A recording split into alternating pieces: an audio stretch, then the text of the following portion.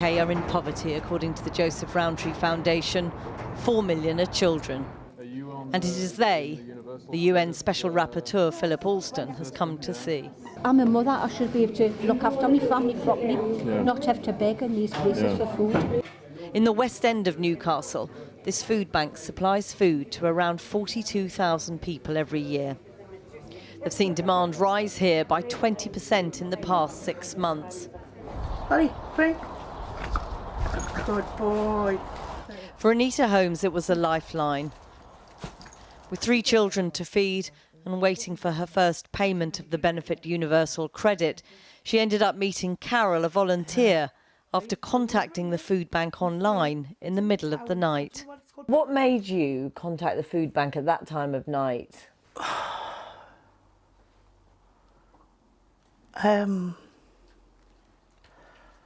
I'd sat and thought about it for about a week or something, and you've got pride, you know what I mean? You don't want to have to ask for help. I had nothing, literally nothing. Couldn't get help from nowhere. Rang the door, nothing. Wouldn't give you advance payment. Not their problem. Go to the council. Kind of the council have got now. There's just no help. No, if you lose your job and you go on Universal Credit, you're knackered. They just don't help you. Anita and her children have to use the food bank once a month. Tell them about Riley when he came to food bank and he got that pasta. Oh, he was so excited, wasn't he? Yeah. So he's 7? Yeah, just little things, isn't it? And then it's Carol, who's only come to support Anita, who begins to cry. If you saw him, he's the most gorgeous little boy, and it was just his little face. You'd think it was Christmas morning and he had 3 pasta dishes in front of him. And that's what he was delighted with? Absolutely thrilled. And I just looked and I thought, is that all it takes to put a smile on your face? It shouldn't happen. He should, you know, that should be normal for him. Why does it upset you so much? It upsets me so much because I've been that close. And if it wasn't for my mum, my friends... That's my martial lifesaver. But I never got to where Anita is, but it was days away. England and Essex was also one of the stops on Professor Alston's tour. Twice deemed the most deprived neighbourhood in Britain. Just this month, a picture of the village used by Republican campaigners in the US as a vision of economic Armageddon. The council say things are improving, but there is a long list of needs here. And people were glad to make their case in front of the UN rapporteur in a packed meeting hall last night. As soon as I moved into Jaywick, I was put into a bubble. I had lost friends and I was labelled Jaywick scum. Most of the time I was scared to tell people that I lived in Jaywick because people always stereotyped it as a place of nothing, a place of crime and a place of drugs. I couldn't even put Jaywick on my CV because I was scared of being turned away. Then Erin, a former journalist married to an NHS manager, told how she had a brain hemorrhage, aged just 30. I needed full-time care, as did my child. My husband was forced to give up work, and he became my full-time carer. I have been forced to live on virtually full-time bed rest for the last 10 years. Suddenly, we were not a middle-class, 2-income household. We were living on disability benefits. Now needing a private rented home, like many benefit claimants, she's finding landlords won't let to them. I do not know where I will be putting my 12-year-old son to bed soon. And I can think of no other minority group that landlords are legally allowed to ban from their properties outright. Tracy Whittenstall was one of the people who met Philip Alston when he was in Newcastle. At one point they came to the house with an eviction notice. And at that point I was just like, do what you want. Yeah. Like, I've got nothing else to give. Tracy, who lives with her 2 sons, says the problem with Universal Credit when she first transferred over left her waiting nearly 10 weeks for payment. When people say, you know, I had nothing, there are those who just don't believe that it was nothing. They say, well, they don't mean nothing, but... No, literally nothing. the payments I received were child benefit weekly, which was £34.40, and that's what we lived on for those 10 weeks.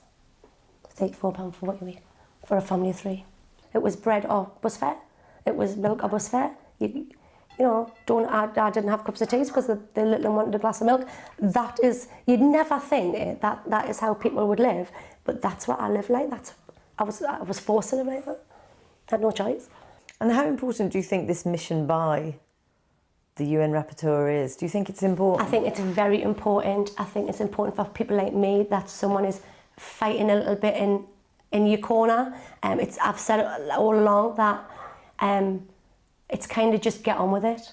It's someone else's problem. If you're hungry, go to a food bank. No one's that hungry. Yes, they are. Yes, they are. Go and have a look. The rapporteur will deliver his assessment on the extent of poverty at the end of the week. Whether the government agrees is another matter. Today, the Department for Work and Pensions said there are now 1 million fewer people living in absolute poverty compared with 2010, and that universal credit is supporting more people to get back into work. Jackie Long with that report. Well, I'm joined now from Westminster by the Conservative MP Giles Watling, who is MP for Clacton, which includes Jaywick, that we saw in that report by Jackie. And with me here in the studio is Dalia Ben Galim, Director of Policy at Gingerbread, a charity that supports single-parent families. Welcome to you both. Let me start with you, Giles Watling. Are you at all embarrassed that the UN rapporteur on poverty and human rights has felt it necessary to come to your constituency? No, on the contrary, I'm delighted he came, and it was good to meet him yesterday and be able to put the positive case for Jaywick forwards. Because you have to remember that Jaywick is not a recent problem. It's been there since in between the war years, when it was built as a holiday village. And gradually it became used by other people as time went on. And it's been one, I admit, absolutely, it's been a thorn in our side for a long time, and there are problems there that need addressing. Is there a positive case for Jaywick? There's a very positive case for Jaywick, and as doubtless Professor Alston would have found, it has a very strong sense of community. The people there are amazing. It has the most beautiful beaches probably anywhere in the district, and it's on the up. The council's bought property and is building 10 more houses. It's bought 60 hectares of land, and there have been applications to build 4-storey flats which are flood-proof. And yet, 14 million people living in poverty in this country, a third of them children.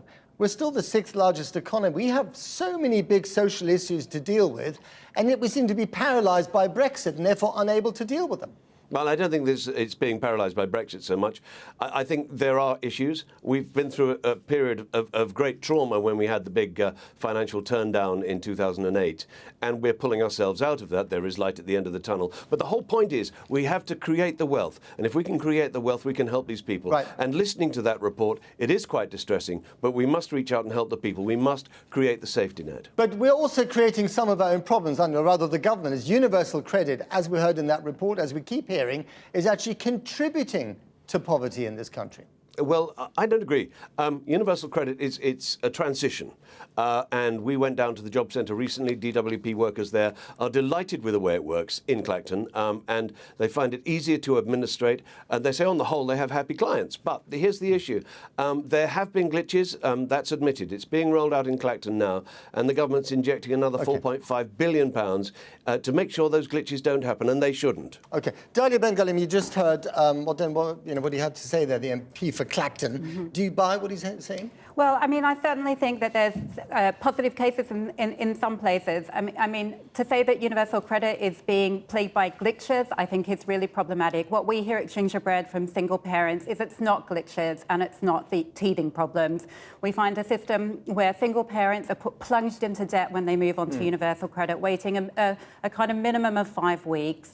Childcare costs they need to pay up front. Many parents are too scared to move into work because the work that's on offer is low pay, it's precarious, it's 0-hour contracts, and so we find that real balance very difficult. And the problem is we're dealing with the working poor, aren't we? A lot of these households have got jobs, they're just not paying enough money. Absolutely. So for single parents, we're seeing record high employment rates, and a third of those families are living in poverty. It's 2018, that really shouldn't be the case when you're in work and doing everything the government expects for you, that your children are in poverty. And yet unemployment is going down. Is it better to be poor or working poor? Well, I think it's the quality of work. So I mean, neither of those situations are good. But I think. But wages could at least go up. I think exactly. Wages can go up, and the system can be better. The system can support families in a much more productive way and a much more constructive way. And at the moment, universal credit is undermining its objective of supporting single parents and many others into work. It's doing the opposite. Do you think it was right for the UN rapporteur to come to this country to look at poverty? I mean, you know, there are plenty of other issues to be looking at around the world when it comes to poverty. There are certainly plenty of other issues, but I think poverty is a real blind spot for many governments. I think poverty, in terms of, you know, you see a very high employment rate, you're right, but what you see underneath that is that the quality of work is poor and wages have stagnated. Giles Watling, I mean, do you think it's right for the UN rapporteur to come to this country? I'm not just talking about your constituency, but to come to this country when he could be going to other parts of the developing world, not the developed world? Well, I think it's absolutely right for him to be coming to this country because, as you quite rightly point out, we're the 5th or 6th largest economy in the world, and we need to look at where the cracks are. But going back to the point of universal credit, the whole point of universal credit is to taper out and help people back into work. There's nothing like having your own job, earning your own money, and the sense of satisfaction that gives you. We're helping people to get there, and that's a wonderful place to be. And yet, if you are working, if you have a job that pays you so little and is so precarious, that's not exactly an enviable position to be in, is it? No, I absolutely agree. I spent 50 years as an actor, and I absolutely understand that situation. But having said that, I really think that the whole point is to help people into work, so people should not go without in order to get work. This whole thing of universal credit is to help people stand up on their own 2 feet and feel that pride that having a good job gives. A debate for another day, I fear.